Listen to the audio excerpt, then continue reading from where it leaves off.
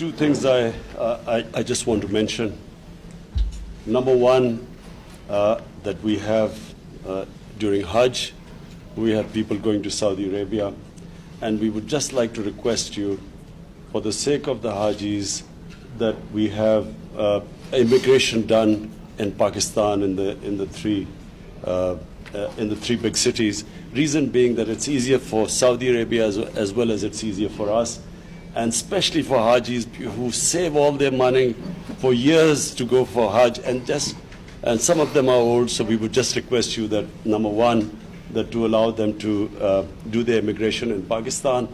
And secondly, I just wanted to mention that there are 2.5 million Pakistani labor, mostly labor. There are white-collar workers there too.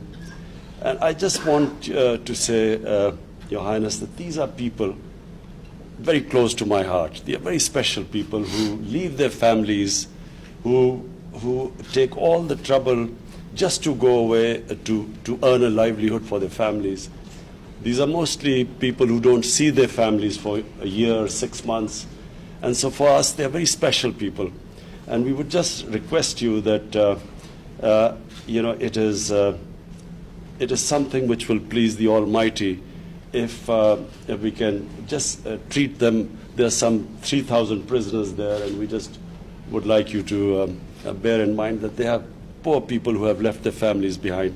So just a request that these are very special people for us, this labor which goes abroad for working. And imagine leaving their family and children behind who work hard, send their money back, and we would, a special request from them that, please, sometimes they face hardships, and we would like you to look upon them as your own people.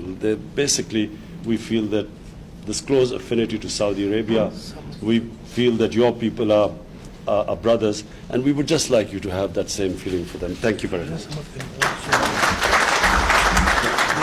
Mr. Prime Minister, just I want you to rest assured that